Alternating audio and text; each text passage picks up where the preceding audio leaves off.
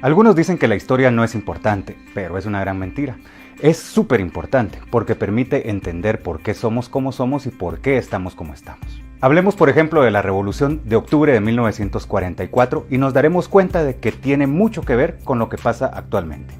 También veremos que las palabras Estados Unidos, empresarios, iglesia y comunismo hicieron como ahora una mezcla terrible para la historia de Guatemala. Gracias a privilegios otorgados por los gobernantes de turno, en particular Manuel Estrada Cabrera, presidente durante 22 años, y Jorge Ubico, presidente durante 14 años, Guatemala se fue convirtiendo en una finca donde se sembraba café y banano, mucho banano. Lo sembraba la United Fruit Company, que ahora es Chiquita Brands. La misma empresa era la propietaria de enormes extensiones de tierra en Izabal y en la costa sur, de la red de ferrocarriles, de la empresa de electricidad y controlaba los puertos y el correo, que sí existía. Bien lo dijo Luis Cardosa y Aragón, hasta 1944 fuimos un estado dentro de una compañía extranjera, una banana republic con la libertad de Jonás en el vientre de un monstruo. En el primer periodo de la revolución, el de Juan José Arévalo, se apoyó fuertemente la educación, se creó el Código de Trabajo y el Instituto Guatemalteco de Seguridad Social y se empezaron a sentar las bases de un país menos dependiente de intereses extranjeros.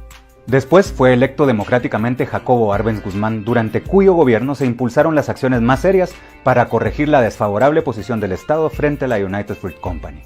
Entre ellas, recuperar los puertos, competir desde el Estado en la generación de electricidad y construir la ruta al Atlántico para tener una alternativa al tren de la frutera. Pero se atrevió a tocar lo más importante, la tierra, o sea, el medio de producción por excelencia más en ese momento. A través de una novedosa reforma agraria se repartieron las tierras ociosas entre campesinos pobres, permitiendo, junto con las leyes laborales impulsadas por Arévalo, la formación de sindicatos de campesinos que empezaron a tener poder e influencia en la vida nacional, algo que no fue del agrado de la clase dominante, para variar. Además, para más enojo de los empresarios y de la frutera, el Estado pagó por las tierras que les quitó el precio por el que ellos mismos las habían inscrito. Y como desde aquel entonces ya era una mala costumbre robarle al Estado mediante ese mecanismo, las inscribían a un precio más bajo para pagar menos impuestos, por lo que salieron perdiendo. Para atacar al gobierno, a Arbenz lo acusaron de comunista y de querer imponer una agenda a favor de la Unión Soviética. La Iglesia Católica y el gobierno estadounidense acuerparon la campaña de desinformación y participaron creando un pequeño ejército de mercenarios que finalmente invadió Guatemala. Los hermanos John Foster Dulles y Allen Dulles jugaron un papel determinante en la historia, pues además de que eran accionistas de la United Fruit Company, ejercían cargos súper importantes en el gobierno de Estados Unidos. El primero como secretario de Estado y el segundo como jefe de la CIA, que tiempo después, supimos, organizó la operación PB Success para derrotar a Jacobo Arbenz y para lo cual hasta utilizaron aviones estadounidenses. El embajador norteamericano de aquella época, John Peurifoy, no se andaba con rodeos y amenazó a los militares afines a Jacobo Arbenz que si apoyaban la revolución invadirían Guatemala. Y lamentablemente le creyeron. Al final de cuentas, casi nadie defendió la revolución y hasta el propio Jacobo Arbenz prefirió renunciar, según él, para evitar la destrucción de Guatemala.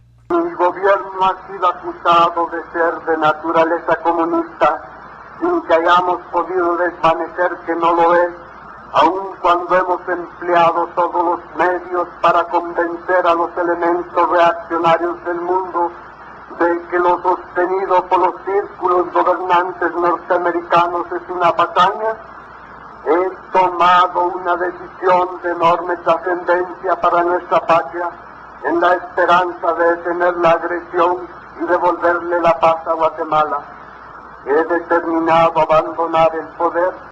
Una circunstancia que hasta el propio Che Guevara, que por esa época pasaba por acá, se lamentó diciendo: no pensó Arbenz que un pueblo en armas es un poder invencible. Pudo haber dado armas al pueblo y no quiso, y el resultado es este. Y lo que vino después de la contrarrevolución es una noche larga para Guatemala que todavía lo oscurece todo. El recuerdo de la revolución y los gobiernos militares serviles y autoritarios crearon condiciones para el inicio de la guerra interna y la represión desde el Estado que le costó la vida a más de 150,000 personas. Guatemala dejó de pensar en un modelo de desarrollo que beneficiara a todos y se profundizó la pobreza y la desigualdad, trayendo como resultado el fracaso que somos hoy en día. Y claro, Guatemala lamentablemente siguió siendo una finca, pero al beneficio de otros.